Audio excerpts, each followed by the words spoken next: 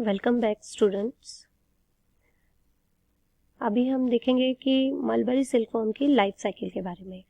तो mulberry silkworm की life cycle के बारे में देखने से पहले मैं जस्ट इसके बारे में कुछ इंट्रोड्यूस करना चाहूँगी कि जो बॉम्बिक्स मोराई है उसके बारे में बहुत सारे सेरिकल्चरिस्ट एंड साइंटिस्ट जिन्होंने बहुत ज़्यादा इस पे वर्क किया है, या हम कहें कि एडवांस वर्क किया है, और बहुत सारे लिटरेचर्स इस पे लिखे हैं।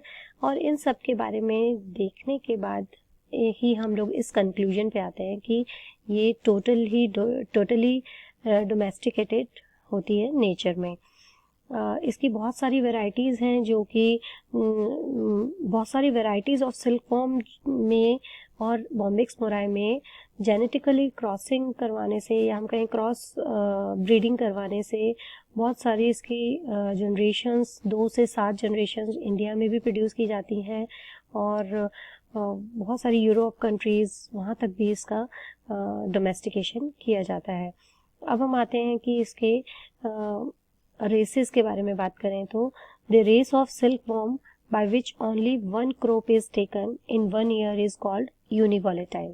तो हम इसकी रेसेस की बात करें तो इसकी फर्स्ट रेस का नाम है यूनिवॉलेटाइन।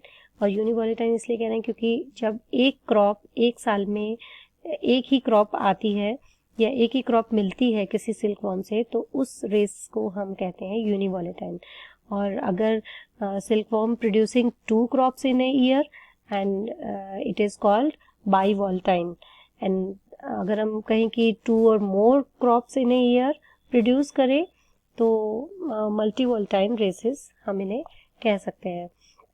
कमर्शियली अगर हम बात करें तो कमर्शियली पर्पस के लिए जो रेसेस यहाँ पे अप्रूव की गई हैं वो मल्टीवॉलेटाइन ली जाती हैं। और ये बहुत सारी रेसेस जो कि वेरियस रिसर्च इंस्टीट्यूट में सिल्कवॉर्म की रेसेस का ट्रायल या हम कहें रिसर्च इनमें चलती रहती है। डिफरेंट रेसेस में डिफरेंट क्रॉस करवा के स्प्रिंग्स और ऑटम में इनके रेयरिंग की जाती है। Now we come to know life history of mulberry silkworm, या फिर हम कहें बॉम्बिक्स मोराई। बॉम्बिक्स मोराई के बारे में अगर हम कहें तो इसके एडल्ट की बात करें तो ये एडल्ट होता है 2.5 सेंटीमीटर लंबा होता है, पेल क्रीमी वाइट कलर का होता है, और हैवी बॉडी होने के कारण एंड फीबल विंग्स होने के कारण इसमें फ्लाइट नहीं होती है, या हम कहें कि ये it can not be fly. अगर हम इसकी ये तो मेल की बात थी। फीमेल में heavy body and feeble wings होने की वजह से वो फ्लाई नहीं कर पाती है। And moth is unisexual in nature and does not feed during its very short life period of 2-3 days। तो इसकी लाइफ जो है अगर हम एडल्ट की बात करें तो वो कितनी होगी, 2 से 3 दिन से ज़्यादा नहीं होती है। अब हम आते हैं इसके फर्टिलाइजेशन के बारे में। फर्टिलाइजेशन की बात करें तो it is an internal preceding by copulation and just after emergence male moth copulates with female. जैसे ही इमर्ज होता है मेल मोथ वो फीमेल के साथ मीटिंग करता है एंड 2-3 आवर्स तक वो मीट करेगा। एंड अगर वो सेपरेट नहीं हुआ है they may die after few hours of copulating with female. तो मेल फीमेल के साथ कॉपुलेट होने के बाद तुरंत बाद 2 से 3 घंटे के अंदर वो अगर वो डिटैच नहीं हुआ है तो वो मर जाता है। एग लेइंग की बात करें, हम इसके एग्स की बात करें, आप जैसा कि यहाँ पे देख रहे हैं कि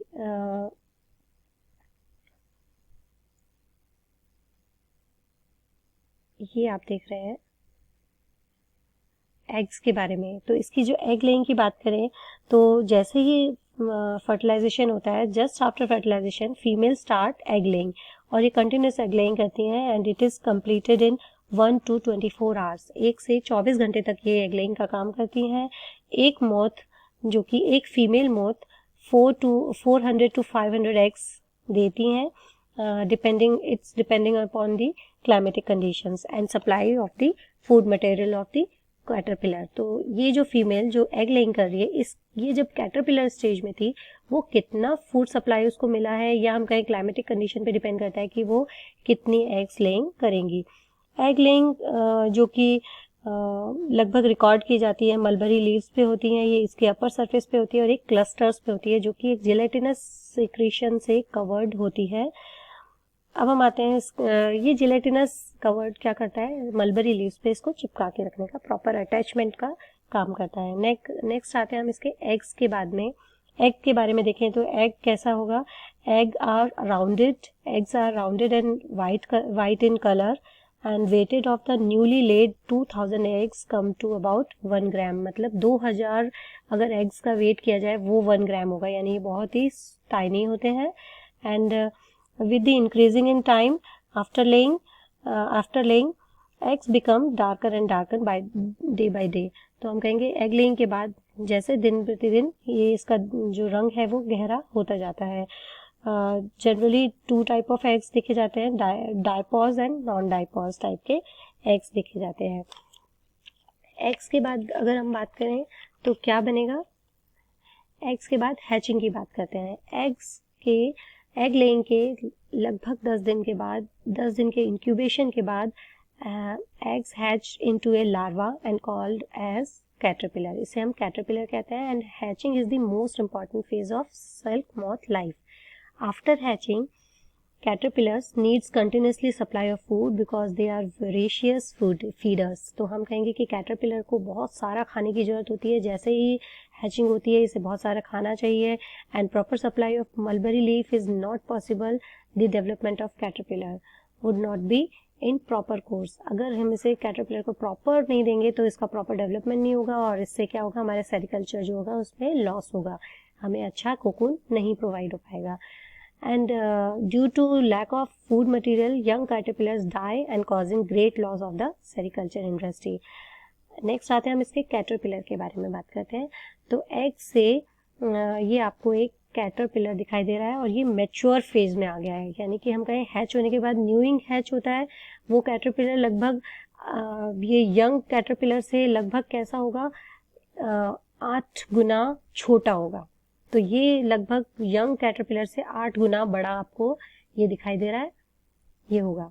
तो इसकी लेंथ की बात करें तो, और ये पेल येलोइश कलर का होगा, पेल येलोइश वाइट कलर का होगा कैटरपिलर, जो कि मैंडिबुलेटेड टाइप ऑफ माउथ पार्ट्स इसमें होते हैं, जो कि किसके लिए अडेप्ट होते हैं, मलबरी लीव्स को च्यू करने में, फीड करने में इजीली हेल्प करते हैं। कैटरपिलर 12 सेगमेंट होगा, एब्डोमिनल रीजन पे 10 सेगमेंट्स, जो एब्डोमिनल 10 सेगमेंट्स हैं उनमें 5 पेयर ऑफ स्यूडो लेग्स भी मिलते हैं, जो कि उसको धीरे धीरे हेल्प करते हैं उसको मूवमेंट में। And it is also provided with A small dorsal horn on the anal segment, anal segment पे भी इस पे स्मॉल डॉर्सल हॉर्न भी प्रेजेंट आपको दिखाई दे रहा है।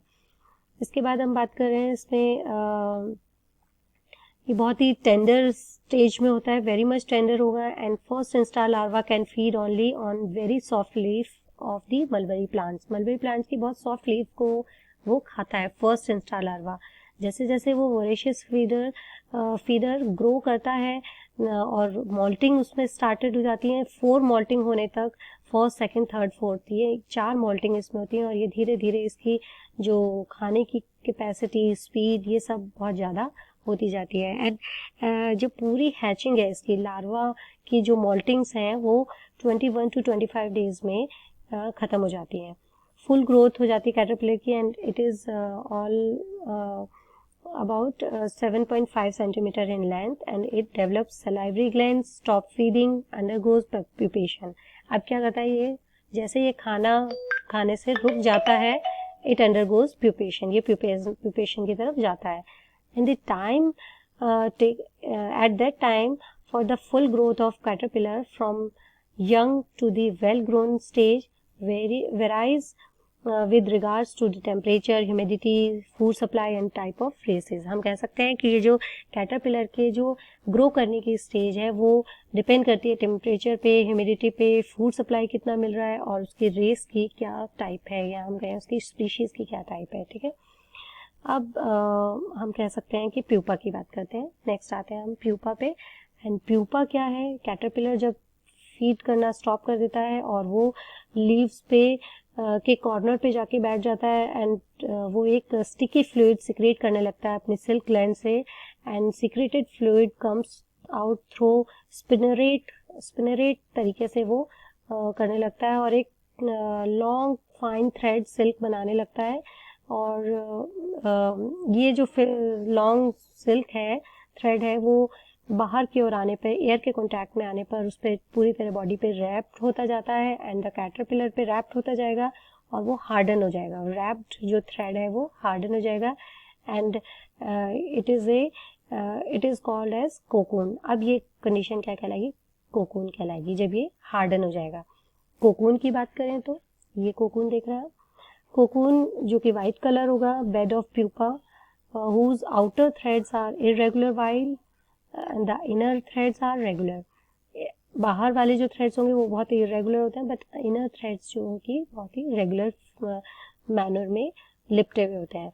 लेंथ ऑफ कंटिन्यूस थ्रेड की अगर हम बात करें, किसी भी प्यूपर से जो थ्रेड कंटिन्यूस सिक्रीट हुआ है वो लगभग 1000 से 1200 मीटर तक का लंबाई का होता है और ये पूरा कोकून प्रिपरेशन होने में 3 दिन लगते हैं, लगभग 3 days to complete it। The thread is wound around the cocoon in concentric manner। The binding of threads round the cocoon is very interesting and thick-going phenomenon achieved by the constant round motion of the head of the pupa from the one side to the other at the rate of 65 times per minute। तो जो cocoon formation है, हम कह रहे हैं कि वो अपने हेड को एक ही तरीके से राउंड एंड राउंड घुमाता जाएगा। लगभग 1 मिनट में 65 टाइम्स इतनी स्पीड से वो अपने हेड को घुमाता जाता है राउंड मोशन में। और थ्रेड जो है वो उसके सलाइवा ग्लैंड से सिक्रीट होता जाता है और इस तरीके से राउंड एंड राउंड घूमता जाएगा और सिल्क थ्रेड निकलता जाएगा। तो क्या होगा, वो उसकी बॉडी पे रैप होता जाएगा कैटरपिलर पे। और वो जब वो थ्रेड बाहर निकलेगा और वो एयर के कांटेक्ट में आने पर इवेपोरेट हो जाएगा वाटर कंटेंट और वो हार्डन हो जाएगा, तो वो कोकून बना लेगा। तो इस तरीके से कोकून फॉर्मेशन होती है। आप ये कोकून के कट देख रहे हैं और इसके अंदर आपको ये एडल्ट, जो हम कहें तो एडल्ट दिखाई दे रहा है। अब हम आते हैं इमेगो। इमेगो क्या है? Emergence of imago active due to active metamorphosis changes during pupation period, the abdominal pseudo legs disappear and 2 pair of wings develop। क्या होगा यहाँ पे? मेटामॉर्फोसिस चेंजेस के कारण हम कह रहे हैं कि प्यूपेशन के टाइम पे एब्डोमिनल स्यूडो लेग्स जो कि उसमें होते हैं, कैटरपिलर में होते थे, वो डिसअपियर हो जाएंगे और 2 wings, 2 pair of wings are developed. The silkworm within the cocoon secretes an alkaline fluid to moist its one of the end। यानी कोकून के एक एंड पर एल्केलाइन सिक्रीट होगा कोकून के द्वारा, जो कि उसको थोड़ा मॉइस्ट करने में हेल्प करेगा। At the result of this moistening and become soft. एक जिस एंड पे वो मॉइस्ट हो जाएगा वहां से वो सॉफ्ट हो जाएगा, वहां से थ्रेड को वो कट करके सिल्क वॉर्म बाहर की ओर कट करके ओपन करके बाहर की ओर आ जाएगा एंड फाइनली एक whole is formed.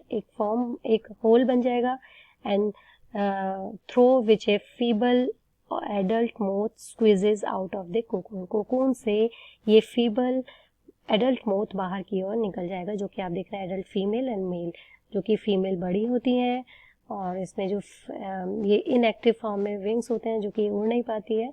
Adult male and female बाहर निकलते हैं। तो ये इसकी इस तरीके से लाइफ साइकिल चलती है। इनमें मेटिंग होगी, अगेन एग लेइंग होगी, एग लेइंग से कैटरपिलर, कैटरपिलर से प्यूपा, कोकून और फिर वापस से मॉथ बनने लगेगा। तो ये एक सर्कल बन जाएगा। तो आप ये देख रहे हैं कि इसकी लाइफ साइकिल है।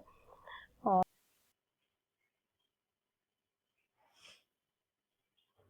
these are the references for this lecture: Economic Zoology, this is a book of G.S. Shukla and Upadhyay, and these are the online resources.